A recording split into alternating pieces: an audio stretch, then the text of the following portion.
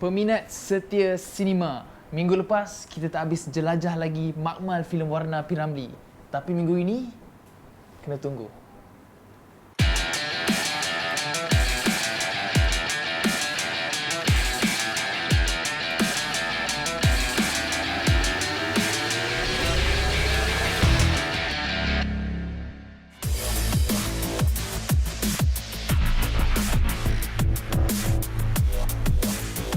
Assalamualaikum dan salam sejahtera. Bersama saya Nadin Nasar di Sinema #ini Sinemaku.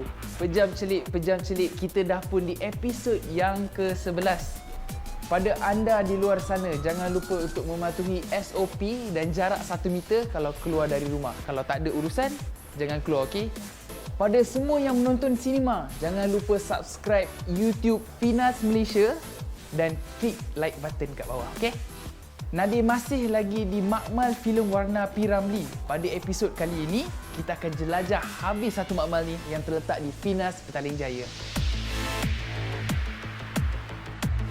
Tapi, sebelum kita jelajah satu makmal ni, kita ke segmen yang pertama, iaitu segmen Buletin. Roll it.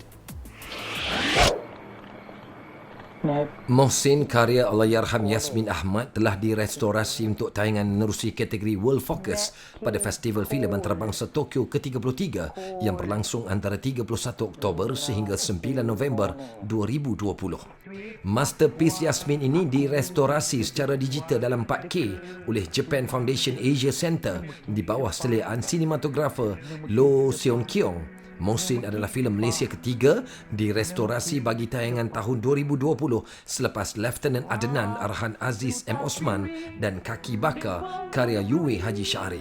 Menampilkan lakonan sulung Syafwi Naswib dan Sharifah Aryana, Mohsin pernah dipertontonkan di festival ini sebagai world premiere pada 2006.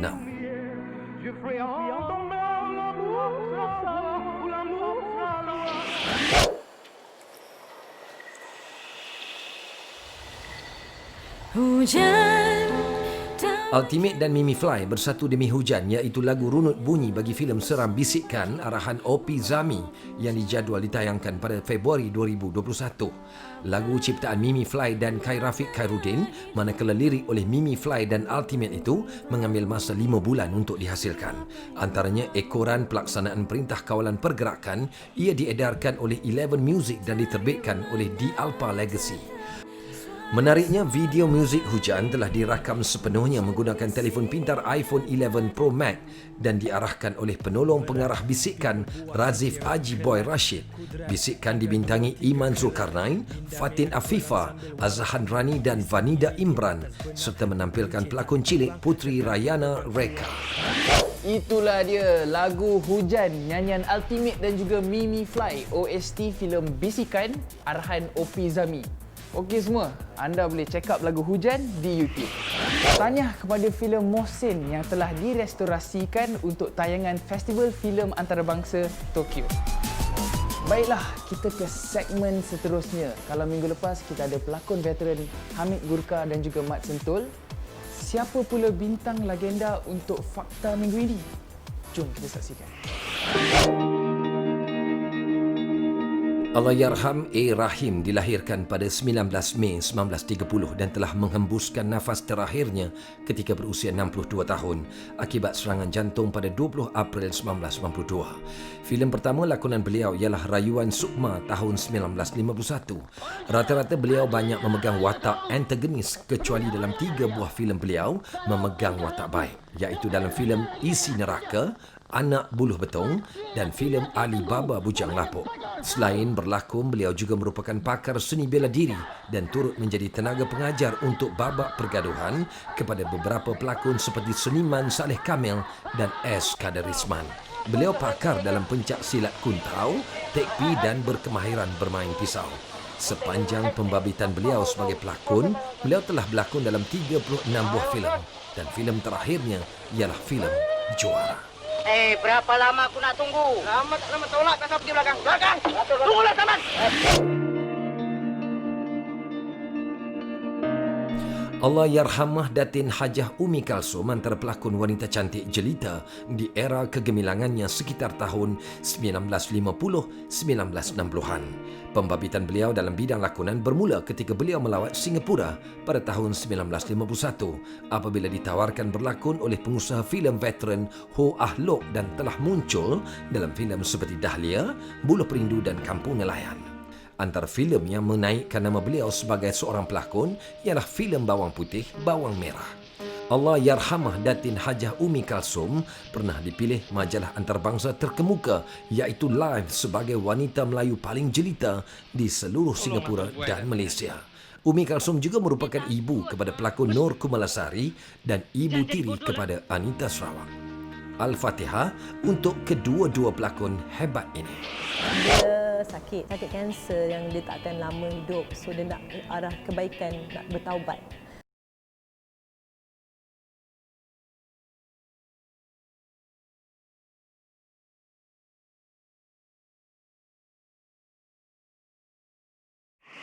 Terima kasih di atas kesudian Encik Ishan. 26 tahun berlakon, akhirnya Aida Aris diiktiraf apabila meraih kemenangan awal bagi kategori pelakon pembantu wanita terbaik Anugerah Kreatif Akademi Asia 2020 menerusi drama bersiri The Bridge musim kedua. Aida akan mewakili Malaysia di Singapura pada 4 Disember 2020 nanti. Apakah watak Aida dalam drama terbitan Double Vision itu telah memikat juri? Setelah 26 tahun saya berlakon, saya telah diiktirafkan sebagai pelakon pembantu wanita terbaik untuk The Bridge Season 2 untuk View Channel lah. Cerita ni macam mafia lah, husband mafia yang dilakonkan oleh Wan Hanafisu. Datin Linda ni, dia sakit kanser yang dia tak akan lama hidup. So dia nak arah kebaikan, nak bertaubat. So kalau boleh dia nak husband dia, anak dia semua kembali ke jalan yang betul. Dia nak kalau boleh sebelum dia mati, dia nak husband dia bertaubat, anak dia bertaubat. Di akhir cerita dia mati lah. Aida atau nama sebenarnya Siti Rohaida Mat Aris bermula di pentas catwalk sebelum menceburi dunia lakonan pada usia 22 tahun.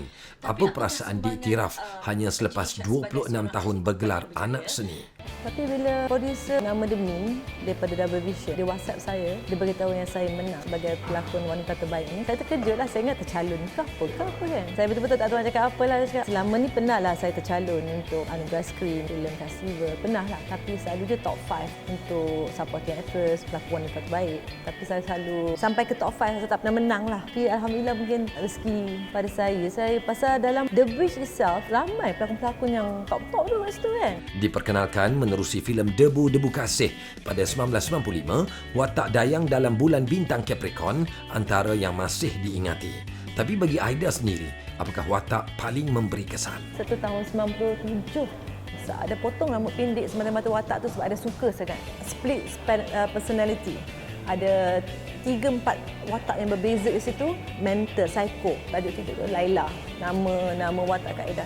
Cerita dia daripada kecil, dia menyaksikan kehidupan mak bapak dia yang duduk di dalam hutan jauh pada orang. Bapak dia mak kaki mabuk. Bila balik mengamuk, tak boleh ada dunia luar, tak boleh ada hiburan, tak ada radio, tak ada TV. Kalau Laila tengok majalah pun, bapak dia mengamuk. Dengar radio pun, bapak dia mengamuk. So, bila satu hari tu mak Laila nak lari daripada bapak dia, akan pukul kan mabuk, bapak dia bunuh. So dia menyaksikan daripada kecil bapak dia bunuh mak dia, tanam mak dia. Bila dia besar, bapak dia pun dah mati, dia hidup seorang-seorang. Ada satu pelakon Aris Hariwatan, dia tersesatlah dalam hutan tu dan dia jumpa rumah tu.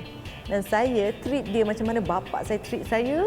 Macam tu kan. Lepas tu saya ikat dia. Lepas tu kejap-kejap saya akan tukar dia dari karakter bapak saya. Tak boleh dengar radio. Tiba-tiba nanti kan dia tukar dan ambil baju kebaya mak dia, dia pakai dia jadi mak dia.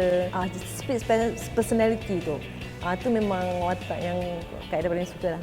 Sudah puluhan watak dimainkan, adakah yang masih diinginkan? Berlakon ni adalah my passion. So, apa watak saja yang diberi, dipertanggungjawabkan, Kak Aida akan buat. Rano Karno, seorang pelakon dan ahli politik Indonesia. Anak kepada pelakon Sukarno M. Noor ini mula melangkah ke bidang lakonan pada umur 10 tahun selepas menghadiri uji bakat filem Malin Kundang. Kemudian beliau sekali lagi ditawarkan berlakon filem Si Doel Anak Betawi. Selepas kejayaan filem tersebut, beliau telah mendapat banyak tawaran berlakon. Lakonannya menerusi filem Rio Anakku telah melakar kejayaan apabila beliau berjaya memenangi anugerah citra untuk pelakon kanak-kanak terbaik di Festival Filem Indonesia 1974. Pada tahun yang sama juga, beliau berjaya memenangi pelakon kanak-kanak terbaik di Festival Filem Asia Pasifik untuk filem Di Mana Kau Ibu. Pada tahun 1995, beliau memenangi anugerah pelakon lelaki terbaik dan pengarah terbaik menerusi filem Si Doel Anak Sekolahan. Pada 30 Oktober 2011, beliau dipilih sebagai Timbalan Gubernur Bentan dan telah berkhidmat sebagai pemangku Gubernur Bentan sejak 14 Mei 2014. Jean-Claude Van Damme, seorang pelakon aksi yang terkenal dengan filem aksi seni mempertahankan diri seperti filem Bloodsport, Kickboxer, Universal Soldier, Dead Warren, Double Impact, The Expendable 2 dan banyak lagi. Pelakon yang dilahirkan pada 18 Oktober 1960 ini memiliki tali pinggang hitam dalam karate.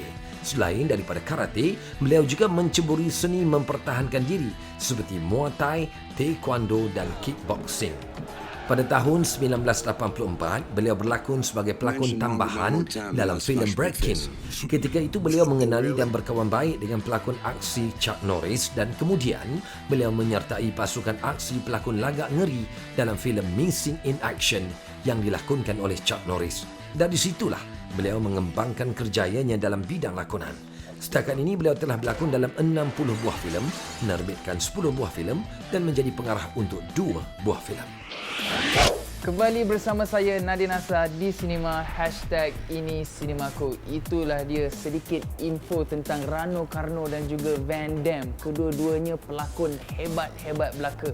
Okey, jika anda ingin mengetahui info lebih lanjut tentang Finas, boleh layari www.finas.gov.my dan ikuti perkembangan Finas di Instagram dan juga Facebook. Dan minggu ini, apa berita terbaru dari Jurnal Finas? Jom kita roll. Finas menawarkan program akreditasi dan pentaulihan industri kandungan kreatif dalam usaha memperkasakan pembangunan modal insan dan profesionalisme penggiat seni kreatif negara. Program percuma itu diadakan sehingga 31 Disember 2020. Untuk maklumat lanjut, layari www.finas.gov.my/program akreditasi dan pentauliah. Pada 28 Oktober 2020 telah berlangsung program interaksi virtual Menteri Komunikasi dan Multimedia Yang Berhormat Datuk Saifuddin Abdullah bersama 10 pemenang pertandingan Essay Idea SAKKMM. Program turut dihadiri pengerusi Finas Yang Berusaha Tuan Zakaria Abdul Hamid dan Ketua Pegawai Eksekutif Finas Yang Berusaha Dr. Ahmad Idham Ahmad Nazri. Kita menganjurkan Ideas for KKMM ini memang dengan objektif untuk mendapatkan input idea-idea baru daripada anak-anak muda yang berumur 18 hingga 30 tahun dan lebih 800 penyertaan kita terima, kita pilih 10 pemenang dan saya enjoy betul mendengar pandangan mereka. Mereka mempunyai pandangan yang bernas. Saya sangat berpuas hati kerana 2 pemenang menimbulkan ataupun mencadangkan supaya kreatif ini dimulakan di peringkat sekolah, ya, di sekolah rendah, sekolah menengah dan dijadikan satu kata orang tu model, ya, ataupun syllabus dalam pendidikan di peringkat sekolah, ya. Ini satu cadangan yang amat baik. Dan saya sangat berharap supaya kerajaan menimbangkan cadangan-cadangan seperti ini. Satu temu bual bagi memberi pencerahan mengenai akreditasi industri kandungan kreatif oleh pengerusi Jawatankuasa Akreditasi, Latihan dan Pembangunan Modal Insan Finas merangkap ahli Perbadanan Finas yang berbahagia, Profesor Datuk Dr. Abdul Razak Muhaiddin telah diadakan menerusi program Selamat Pagi Malaysia. Program bersiaran secara langsung untuk tontonan di TV1 dan My Preview saluran 123. Selain di FB Live, Selamat Pagi Malaysia. Program akreditasi pengiktirafan terhadap modal insan dalam bidang kreatif industri ini adalah satu inisiatif yang dimulakan oleh Finas di bawah tim lembaga pengarah yang baru. Ini adalah satu inisiatif yang saya percaya akan memberi manfaat masa panjang.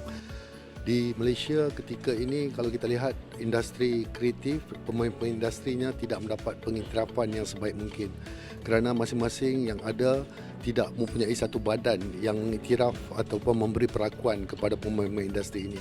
Jadi inisiatif yang dimulakan oleh Finas ini adalah merupakan satu inisiatif yang akan memberi manfaat kepada pemain industri sama ada mereka yang berpengalaman, mereka yang berpendidikan dalam bidang penghasilan filem dan kandungan televisyen, juga mereka yang bakal memiliki atau menjalankan kehidupan dalam menjadikan kerjaya penghasilan karya-karya kreatif sebagai masa depan mereka.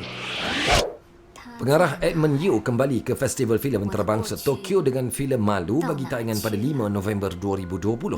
Susulan tayangan pada festival kali ke-33 itu, Malu yang dibintangi Mei Juntan dan Sherilyn Seo selain menampilkan pelakon Jepun Masatoshi Nagase dan Kiko Mizuhara juga akan mencengah panggung Jepun bermula 13 November 2020. Diinspirasi sebahagiannya daripada novel Grotesque karya Natsuo Kirino, ia mengisahkan dua beradik, Hong dan Lan, yang terpisah selepas salah seorang diculik oleh nenek mereka bagi melindungi daripada ibunya yang tidak stabil. Juga ke platform festival, filem The Story of Sultan Island karya nukilan dan arahan sulung Chong Kiat An turut dicalonkan bagi kategori lakon layar asal terbaik dan pengarah baru terbaik anugerah Golden Horse Taipei ke-57 di Taiwan pada 21 November 2020 nanti. Diinspirasi daripada kisah benar yang berlaku di sekitar kawasan Gunung Keriang di Kedah pada era 80-an, filem lakonan Season Chi, Pia Li Chua dan Jojo Goh ini lebih dulu dinobatkan sebagai filem terbaik di anugerah filem Istanbul di Turki pada September 2020 lalu. Guang bakal menembusi pasaran Cina apabila filem tempatan mengenai autisme itu mendapat tayangan di rangkaian pawagam Republik itu pada satu tarikh yang akan dinyatakan kelak. MM2 Entertainment mendedahkan kemungkinan beroleh tayangan lebih luas di China menerusi kerjasama dengan Alibaba Picture. Nak uji kita. Dua filem cerita tempatan iaitu Gran karya Ariel Abu Bakar dan Sometime oleh Jackie Yap menembusi kategori Sinema Asia Baru Festival Filem Asia Five Flavors keempat di Warsaw, Poland antara 25 November hingga 6 Disember 2020 nanti.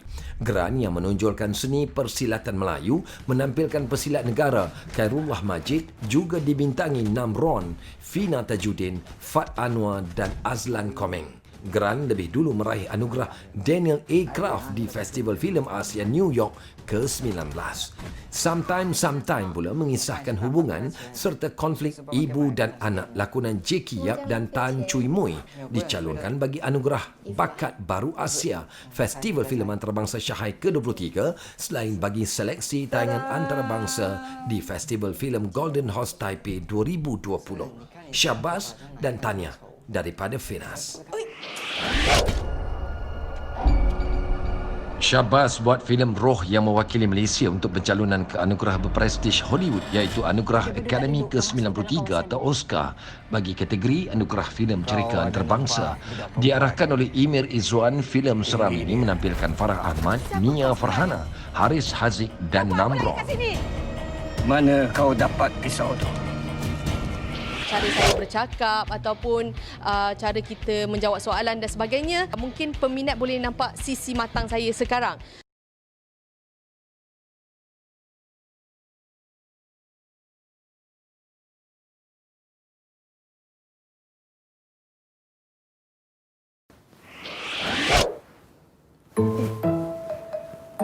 Kat mana ni?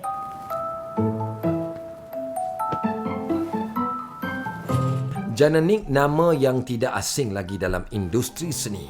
Makin lama, lakonannya semakin memberi impak kepada penonton dan pernah memenangi beberapa anugerah. Saya terjebak dalam industri ini daripada umur saya 16 tahun. Mula dengan uji bakat lah. Untuk zaman saya ketika tu belum aktif lagi di social media. Macam semua orang macam belum followers pun tak ada time tu kan. Memang saya masuk ikut jalan uji bakat. Dan saya rasa saya bertuah dapat merasai pengalaman dipilih untuk masuk industri melalui uji bakat. Berkecimpung dengan dunia seni pastinya memberi kenangan terindah untuk Jana ni. Jadi apa agaknya antara kenangan yang tak dapat Jana lupakan? Sebenarnya bila dah berada di tahap sekarang ni, saya rasa kenangan manis dia adalah kenangan yang paling buruk. Sebab kenangan tu yang akan buat kita rasa, ya Allah, aku pernah rasa benda ni, babe. Macam tu kan. Contoh macam nyanyi terkucil, kena kecam satu Malaysia, lepas tu kena kecam sebab keluarkan statement-statement yang bodoh. Macam tu. So, benda tu yang mengajar kita untuk menjadi orang yang lebih baik. Kalau orang perhatikan cara saya bercakap ataupun cara kita menjawab soalan dan sebagainya, mungkin peminat boleh nampak sisi matang saya sekarang. So, pengalaman manis saya adalah pengalaman buruk yang terjadi sepanjang kerjaya saya. Apa-apa je, dikecam, dikutuk, dikritik dan sebagainya. Itu adalah pengalaman manis saya. Itu yang menjadikan siapa saya sekarang dan insya-Allah menjadikan saya lebih baik. So, we're ready. Transformasi dari seorang pelakon kepada seorang pengarah muda pasti memberikan impak dalam hidup Jana. Jadi apa agaknya perasaan Jana waktu memikul tanggungjawab sebagai seorang pengarah? Saat transformasi daripada seorang pelakon menjadi seorang pengarah, ya Allah, sedih.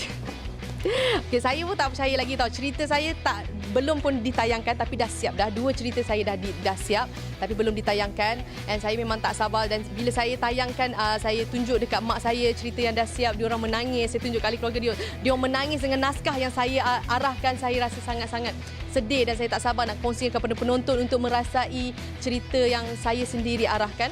So, transformasi daripada seorang pelakon pengarah, saya dah berada dalam industri dah hampir 9 tahun. Dan saya tak merasakan saya layak bergelar pengarah, tapi saya yakin daripada percubaan ini akan menjadikan saya seorang pengarah yang bagus, di mana saya akan belajar perlahan-lahan, akan menimba ilmu sendiri. Saya akan belajar, macam saya kata tadi, dalam industri ini pengalaman baik saya adalah pengalaman paling buruk saya, di mana maknanya bila saya buat kesilapan, saya akan belajar untuk menjadi seorang yang bagus. Maknanya bila saya banyak mengarahkan drama, mengarahkan telemovie dan sebagainya ataupun filem, insya-Allah mungkin itu akan menjadikan saya seorang pengarah yang bagus. Saya akan pilih untuk belajar dari pengalaman saya. Kembali bersama saya Nadine Nasar di Sinema #IniSinemaku. Sekarang ni kita tengok filem-filem dalam Malaysia yang bakal ditayangkan di Pawagam. Roll it. உங்களுக்கு நடந்த ஒரு உண்மை சம்பவம். ஒரு தடவை கை வச்சிட்டீங்கன்னா கேம் முடிகிற வரைக்கும் கை யாருமே எடுக்கக்கூடாது. Sebuah filem Tamil mengisahkan tentang Murugan yang merupakan seorang wartawan yang mengumpul kisah-kisah seram untuk sebuah majalah. Apabila tiba di Malaysia, dia telah mendengar pelbagai kisah aneh daripada orang ramai. Namun satu insiden telah mengubah hidupnya. Apakah yang terjadi? Nantikan jawapannya dalam Pouchande. 2 கால் பிராணியா? 2 கால் பிராணினா என்னடா? 2 leg piece வச்சு பிரியாணி கேக்குதோ? ஒவ்வொரு தடவை பதில் கிடைக்கும் போதும் ஒரு புது கேள்வி வந்து நிற்குது.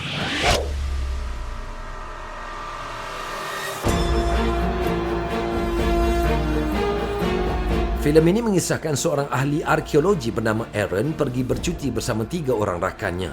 Ketika itu, mereka menjumpai sebuah papan permainan purba dan membuat keputusan untuk mencuba permainan tersebut tanpa menyedari akibat buruk yang bakal mereka hadapi.